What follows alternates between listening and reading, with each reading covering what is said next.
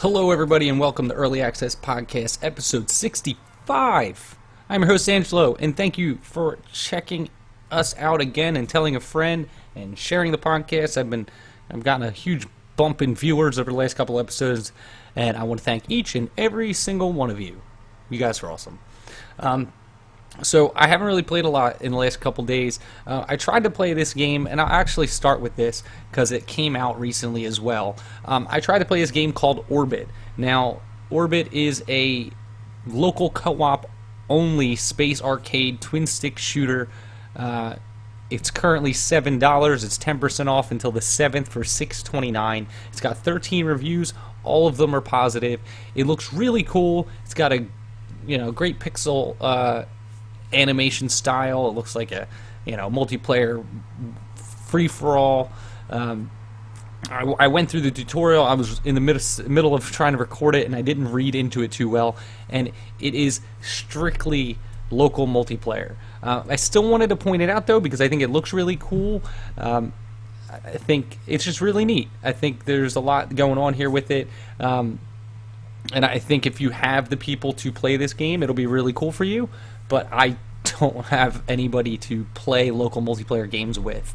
So you can go check that out though. Orbit, links in the show notes. It looked, like I said, it looked really cool. I wish I could do more for them. I will try to get somebody to play with me, but the cool thing is it's on Xbox One and it's on Steam. So if I got a key for Xbox, maybe it'd be a little bit easier for me to play it, but as it sits, like I have nobody to play it with on Steam. All I can do is recommend checking it out. It seems to be that people like it. So if you have people to play these kind of games with, if you're into local co-op, Orbit, it looks really cool. Congratulations to these guys. I just want to get the word out since they did send me a key. I have no idea how good it is. I just think it looks really cool. And there's only so many local co-op games. So if this is your kind of game, I would totally recommend checking it out because there's not too many of them that are any good, and if they got onto the Xbox One, then it's probably worth checking out. I don't know too many terrible games that have gotten onto the Microsoft consoles, so go check that out. Other than that, I did play a little bit more Armikrog. It's still pretty good. I love the art style of that game still. If you haven't gotten a chance to play it, I highly recommend checking it out. It's got mixed reviews right now, which is kind of upsetting because I think the game looks amazing. It's got a very great art style. Like I said before, it's claymation. It's really cool looking. The music's great. The voiceover's great. I think people are disappointed comparing it to other games. Maybe their expectations were a little bit high because they were Kickstarter backers or whatever they went through to crowdsource the game. I think it looks amazing though. The art style is great. I love claymation. It's just a personal preference of mine. I went to school for animation, so this kind of stuff kind of hits me in a specific way. But like I said, the voiceovers are great. It's got a lot of really cool people like John Heater and I can't even think of them off the top of my head. There's a couple other guys that are really cool. But yeah, I think it's really cute. I think it's really hard. I think there is some problems with it. Like the stuff that I've run into is, now that I've played a little bit more of it, I can be a little bit more specific about what problems I had. And one of them was, some of the click boxes, like where you would click on items, is a little bit weird. It's not perfect, so sometimes you have to try way too hard to try to click on something, which is disappointing. It makes it frustrating. And like I said before, one of the puzzles I'd run into was a little bit hard because I messed it up somehow. Because somebody had told me, I posted the first look up, and somebody actually watched it and said hey, when you got to this puzzle, you only had to fix 3 of I think 8 pieces of this puzzle that fell off. Only 3 of them fall off when you start it, but I knocked them all off because I didn't know, and then I had to figure it out from the beginning. So it was pretty complicated. It is, like I said, it's got mixed reviews, 56% out of about 400. So it seems like it's hit or miss whether or not people tend to like it. This guy says it's pretty fun but short, and it's got a lot of bugs, which it does. Mislan subtitles, I didn't play with subtitles, so I have nothing to say about that. Graphical glitches, I didn't run into anything like that. But hopefully you can find what's charming about this game, because I do. However, $25 for a game that's kind of not perfect is a little bit expensive. So I would wait for it to go on sale. That's just my personal opinion on Armikrog at this point. But I definitely recommend putting it on your wish list, keeping an eye on it. I think they put a lot of work into it, and when the price point's right, it's totally worth checking out. So the link will be in the show notes for that. Go click it, save it to your wish list, keep an eye on it. Excuse me. So the other thing, again, I've been playing a lot of Destiny. I know this isn't the Destiny podcast, but it is gaming. So I finally got the Touch of Malice, which I found out like only a certain percentage of people have it, because it's actually a complicated quest line to get. So you have to be at the end game. You have to finish the raid to get it. You have to collect 45 of these calcified fragments, which most of them are pretty easy to get. Now that there's a bunch of lists out there to get them, you can go online and find out which ones you're missing. They're spread all throughout the new content. Some of them are a little bit harder to get, only because of the fact that they're reliant on RNG. So, there's the Court of Oryx, if you haven't played the new content. And the Court of Oryx, what that is, it's you get these runes that you go to the Court of Oryx, and they're in tiers. For sake of explaining it, they come in 3 tiers. There's reciprocal, there is stolen, and then antiquated. Jesus. Normal, I guess we'll say medium, and hard. What you have to do is, though, for 4 of the calcified fragments, you need to beat all 4 of the stolen rune bosses. And what it does is it pulls 2 of the regular normal bosses together, and you have to fight both of them at the same time. However, it's random. So I've seen people that have had bad RNG and haven't been able to get that calcified fragment. You also have to do the last tier every week to get that one, and that's actually screwed me, because it took me a little bit longer to get the Touch of Malice, only because of the fact that I didn't do it the first week that the Taken King got out. And each 3rd tier boss changes every week, which is kind of disappointing, because now to get that antiquated rune calcified fragment, I have to wait until that boss comes back up in rotation, and I don't know how long or how many bosses they're going to have for that antiquated rune, that final boss of that thing. There's still 3 of the 50 that haven't been found yet, and to get the Touch of Malice, you have to get 45 of the 50. And like I said, 4 of them are stolen rune ones, which are RNG. The weekly one from the antiquated rune, so far there's 3 of those, and then there's also a couple other that are reliant on random drops throughout the game. So you get 45 of those, you follow quest line. One of the last things to do is to get 45 of the 50 of the calcified fragments, and then you have to beat a quest that is pretty hard. I ended up doing it with somebody else to get it, but you get this awesome gun called the Touch of Malice. It looks amazing. It's a really cool design. It kind of looks living. It's neat. It's covered in cloth. It's a scout rifle. But the coolest thing is that when you get down to 1 bullet, you can continue to fire the gun, and essentially it has unlimited ammo. Well, it's not unlimited. What it does is every time you fire a bullet after that last round, it replenishes that 1 round, but it takes some health away. So you can fire it forever as long as you have the health for it, which is really good in the raid. There's a couple instances in the raid, specifically the last boss fight, where you are under a bubble where you take no damage. So you can fire this thing as long as you want. It's a really cool gun. It's not that great in PvP. the damaging part. If you're not reloading, you can potentially kill yourself or do enough damage to yourself that it actually hurts.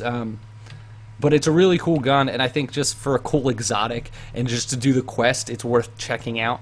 So like this and like the black spindle that I talked about in the last episode, again, really cool stuff they're doing. Right now I'm working on the exotic sword quest, which is kind of a pain in the ass. It's another grindy ass quest, but I'll talk about that more once I actually finish that one. But yeah, go check it out. It's pretty fun game. All right. So next thing I want to talk about is a game that came out and they have left early access. So I want to say congratulations to the guys at Pixel Nest Studio and Plug-in Digital, the developer and publisher of the game Steredenn. So it's got 125 reviews, 94% positive, and this is it's a pixel art style shooter. It's a side-scrolling shooter. It's really cool. I played it while I was in early access, and now that it's out, I'm going to add it to my list of games to check out again. It released from early access on October 1st. It's a really cool take on the side-scrolling bullet hell style game. The art style is amazing. It's just a really fun side-scrolling shooter. As you can see, with the number of positive reviews, people seem to really like this game. I personally had a good time with it. It just does some really cool things with that, like this type of game. It's very hard, but it's a lot of fun. It's currently $13, but until the 8th of October, it's 15% off for $11. Worth your money. Like I said, it's just a lot of fun. The weapons are really cool. It's very hard. It's like a roguelike styled shooter. But yeah, it's got a bunch of really weird, neat weapons. Like, you got like a giant drill that attaches to the front of your ship, and it's just a lot of fun. And I would check it out. Steredenn. Congratulations to those guys again for leaving the early access. One of the coolest things I've noticed doing this and doing the podcast and following these games is I love watching games released from early access to positive reviews like this. I like getting my hands on games early, and then I've been doing this long enough now where I've seen a dozen games leave early access to positive review, and it's really cool. I like being a part of this community and watching developers come out and accomplish their goals and finish their games and have good success with the community, and hopefully make a little bit of money so we can see more games from them in the future. But links in the show notes for Steredenn, totally worth checking out. Okay, so this I didn't get a chance to watch yet, and I don't usually talk about movies or anything, but this came out on Steam, which I don't know if you've noticed lately, but Steam has been doing a lot of indie films and different kinds of films lately you can buy on there. I wanted to talk about this though because this is a really cool product and documentary that is on Steam, and I think it really. I've watched parts of it. I've seen enough of it to know what it's about, and I think it's one of those things that everybody should probably watch. And I will be buying it, and I will be watching it myself. It's called Double Fine Adventure. So if you don't know who Double Fine is, they are a developer. This is a documentary about the making of Broken Age, and it takes place over 20 episodes, and it's a 3-year span from when they started making Broken Age until after the release of Broken Age. It's currently 66% off until October 8th. That's why I wanted to bring it up, because it's only $5 and it's a lot of stuff to take in, and it's an interesting look at how games work. It's an intimate look at the game development cycle and what it's like for an indie developer. Even though Double Fine is a little bit bigger than your average indie developer, I still think it's a cool thing to put out there. Excuse me. So you can buy, like I said, you can buy it now for $5. It's 20 episodes. I don't know how long each episode is, but if you're interested in like developing games, I feel like you're going to get a lot out of this.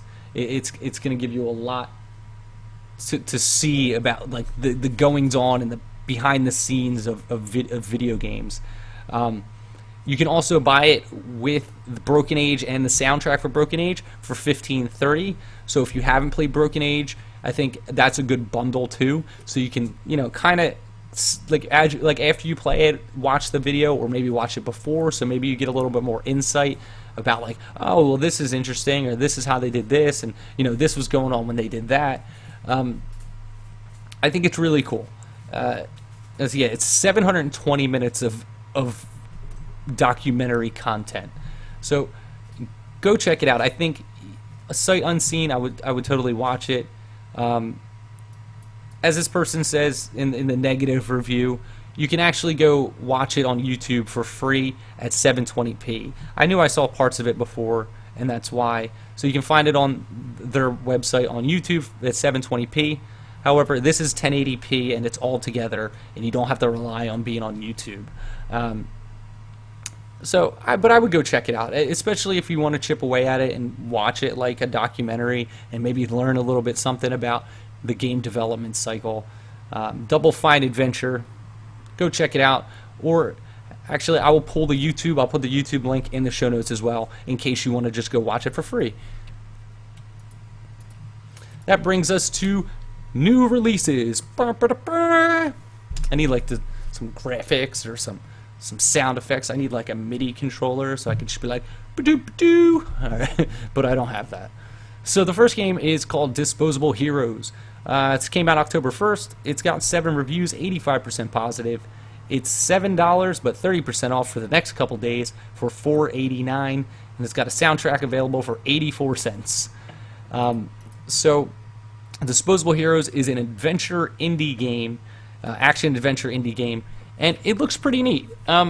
It's got a hand-drawn, cartoony style. I hate when trailers have all these words in it. How am I supposed to... I need to skip ahead so I can get a little better idea for you.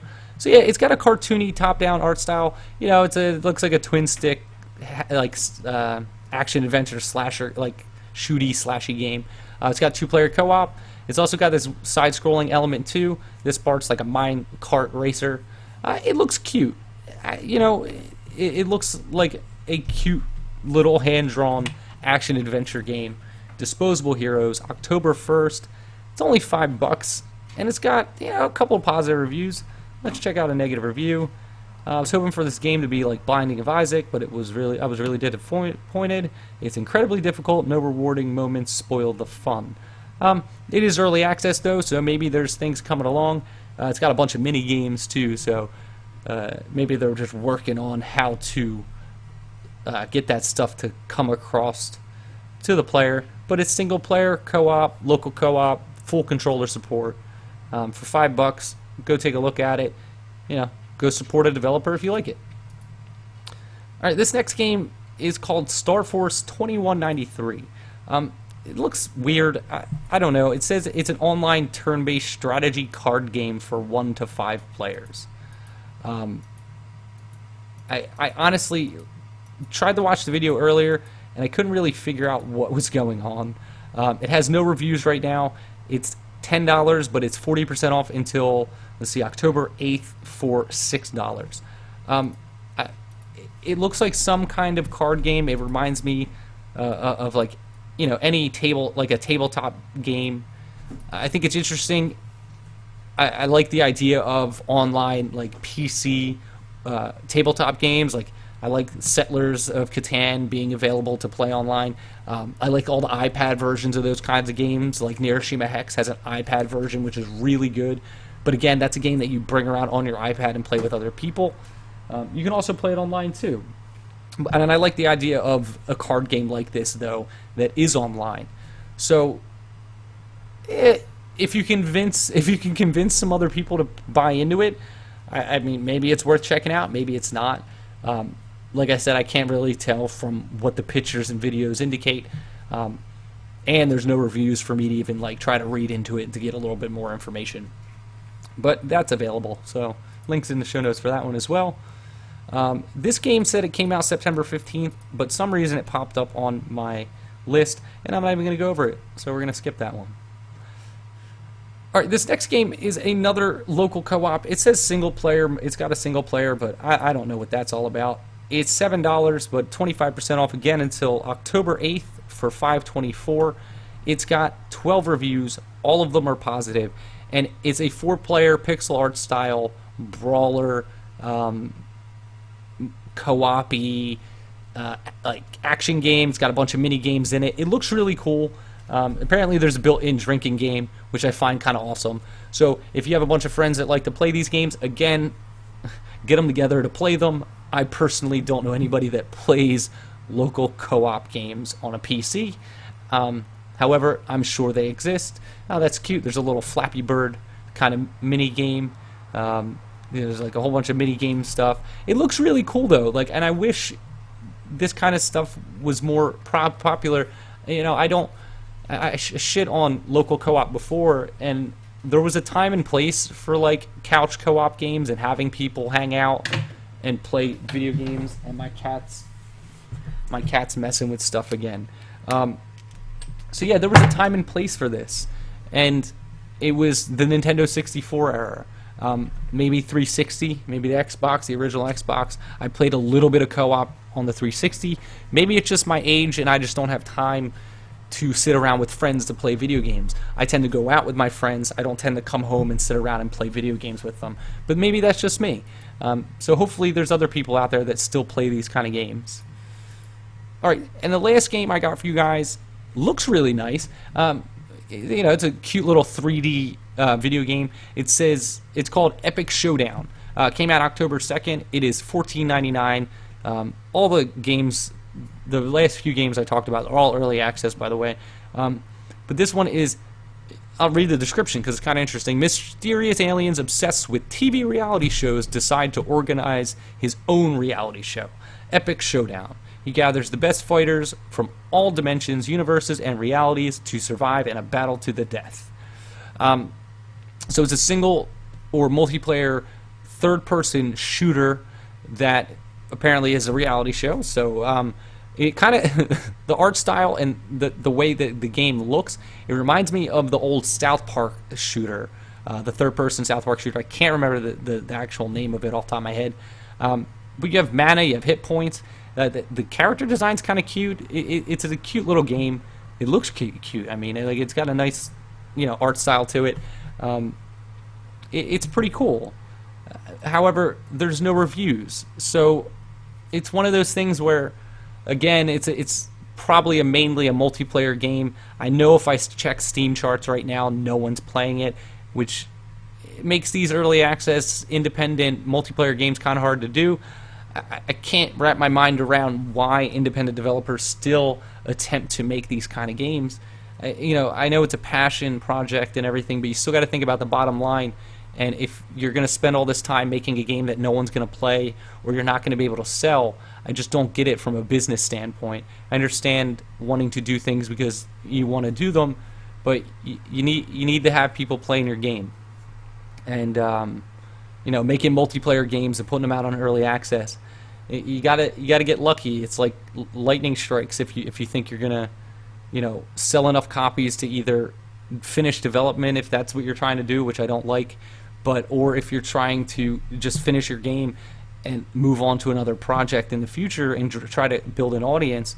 I don't think a multiplayer kind of game is the right way to go unless you have a really unique game, a very big social media following, and just the ability to sell a game like this, which I don't think most independent developers have, which is unfortunate because I do like these small indie multiplayer games. But unless you're a survival game right now, you're not going to sell enough copies, and that's just the hard and sad truth about independent development and where it stands right now, especially on the PC. But that's the last game I got for you guys. Thank you again for listening or watching Early Access Podcast. Don't forget to check out earlyaccesspodcast.com, earlyaccessmedia.com. I haven't been writing too many reviews. It's just been kind of busy. I'm trying to move into a new apartment, so I'm just been concentrating on making sure to get the podcast out and try to play a little bit, try to get a video or two up a week. Unfortunately, like I said, the game Orbit I couldn't get up this week because it was local multiplayer only, and I tried to record a video, but I just didn't have anybody to play with, and I didn't. It's my fault. But the normal stuff, early access PC on Twitter, early access on Instagram. If you want to go check out the Patreon, links in the description. It is early _ access on Patreon. But the biggest and best way to support the show is telling a friend, going onto iTunes and writing a positive review, hopefully. And if you can, click through the Amazon banner at the bottom of earlyaccessmedia.com, bottom right-hand corner, little Amazon banner.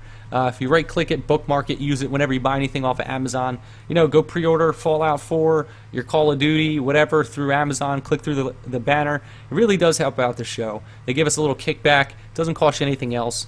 I know a lot of the bigger podcasts use it, so I decided to use it too.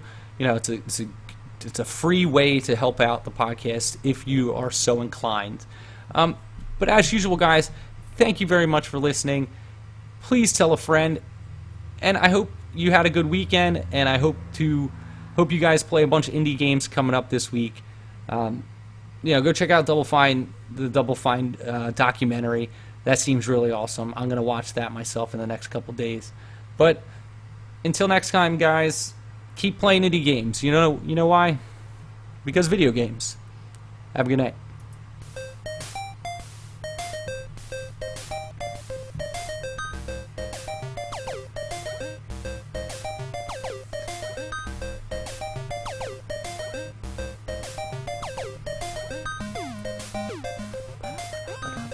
Ba, ba.